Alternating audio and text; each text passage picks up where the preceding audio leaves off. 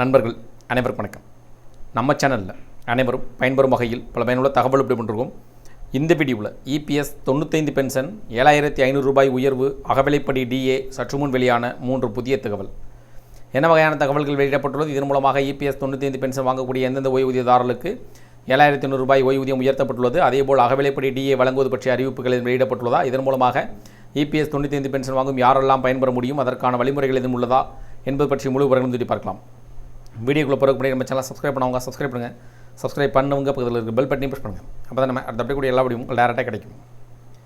EPS 95 pension வாங்கும் ஓய்வூதியர்கள் பயன்பெறும் வகையில் அவ்வப்போது முக்கிய அறிவிப்புகளும் சலுகை சார்ந்த தகவல்களும், குறைந்தபட்ச மற்றும் அதிகபட்ச ஓய்வூதியம் பெறுவது பற்றிய தகவல்களும், கணக்கீடுகள் பற்றிய அறிவிப்புகளும் வெளியிடப்பட்டு வருவது குறிப்பிடத்தக்கது.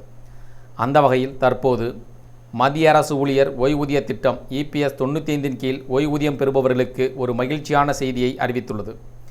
இனி ஓய்வூதியதாரர்களுக்கு குறைந்தபட்சம் 7500 ரூபாய் ஓய்வூதியமாக பெறுவார்கள். இந்த புதிய குறைந்தபட்ச ஓய்வூதிய தொகை தற்போது மிக குறைந்த ஓய்வூதியம் பெற்று வரும் எண்ணற்ற ஓய்வூதியதாரர்களுக்கு ஒரு பெரிய நிம்மதி பெருமூச்சாக அமையும். இந்த உயர்வு வரும் மே மாதம் முதல் நடைமுறைக்கு வரும் எனவும் எதிர்பார்க்கப்படுகிறது. இந்த மாற்றத்தின் மூலம் இபிஎஸ் 95 திட்டத்தின் பயனாளிகள் அனைவரும் இனி மாதந்தோறும் குறைந்தது 7500 ரூபாய் ஓய்வூதியம் பெறுவார்கள். இதற்கு முன்பு பலர் மாதத்திற்கு வெறும் 1000 ரூபாய் மட்டுமே ஓய்வூதியமாக பெற்று வந்தனர். இந்த நிலை விரைவில் மாறும். இந்த புதிய அதிகரிப்பு அவர்களின் அன்றாட வாழ்க்கை தேவைகளை பூர்த்தி செய்ய மிகவும் உதவியாக இருக்கும். 1995ஆம் ஆண்டு தொடங்கப்பட்ட இந்த இபிஎஸ் 95 திட்டத்தின் கீழ் ஏற்கனவே ஓய்வூதியம் பெற்று வருபவர்களுக்கே இந்த புதிய உயர்வு பொருந்தும். இதற்காக ஓய்வூதியம் பெறுவோர் புதிதாக விண்ணப்பிக்க தேவையில்லை. தொழிலாளர் வருங்கால வைப்பு நிதி அமைப்பு இபிஎஃப்ஓவில் இந்த மாற்றத்தை தானாகவே செயல்படுத்தும். மே 2025 முதல் இந்த 7500 ரூபாய் குறைந்தபட்ச ஓய்வூதியம் வழங்கப்படும். அது மட்டுமின்றி நிலுவையில் உள்ள ஓய்வூதிய தொகையும் இருந்தால் அதுவும் இந்த தேதியிலேயே வழங்கப்படும் என்றும் தெரிவிக்கப்பட்டுள்ளது. இபிஎஃப்ஓ தனது மண்டல அலுவலகங்களுக்கு இது தொடர்பான தெளிவான வழிகாட்டுதல்களை வழங்கி கணக்கீட்டு முறைகள் குறித்து அறிவுறுத்தியுள்ளது. இந்த அறிவிப்பு ஓய்வூதியம் பெறுவோர் மத்தியில் பெரும் வரவேற்பையும் மகிழ்ச்சியையும் ஏற்படுத்தியுள்ளது. இந்த உயர்வு அவர்களின் வாழ்க்கை தரத்தை கணிசமாக மேம்படுத்தும் என்று நம்பப்படுகிறது.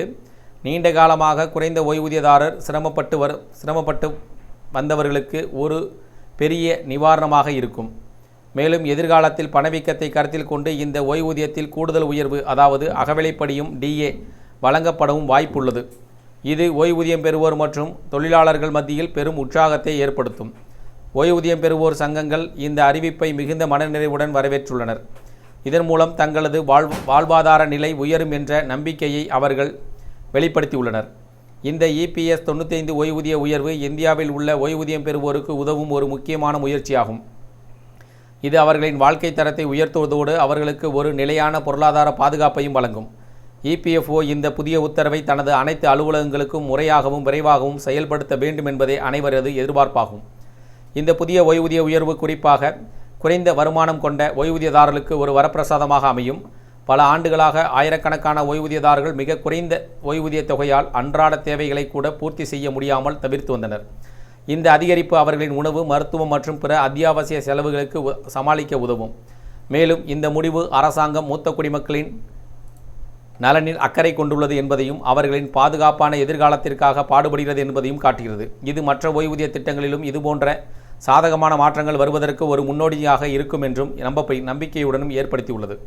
இபிஎஃப்ஓ இந்த புதிய முறையை செயல்படுத்தும் போது எந்தவிதமான தாமதமோ அல்லது குழப்பமோ ஏற்படாத வண்ணம் கவனமாக இருக்க வேண்டும். அனைத்து ஓய்வூதியதாரர்களும் சரியான நேரத்தில் உயர்த்தப்பட்ட ஓய்வூதியம் கிடைப்பதை உறுதி செய்ய வேண்டும். இது தொடர்பாக சந்தேகங்கள் அல்லது கேள்விகளுக்கு பதிலளிக்க ஒரு தெளிவான தகவல் தொடர்பு மையங்களை ஏற்படுத்த வேண்டியதும் அவசியம் என்றும் கூறப்படுகிறது. இந்த தகவல்கள் பற்றி உங்களுடைய கருத்துக்கள் வேறு இது சார்ந்த கூடுதல் வரங்கள் கமெண்ட் செக்ஷன் பிடிச்சிருந்தால் லைக் பண்ணுங்கள்.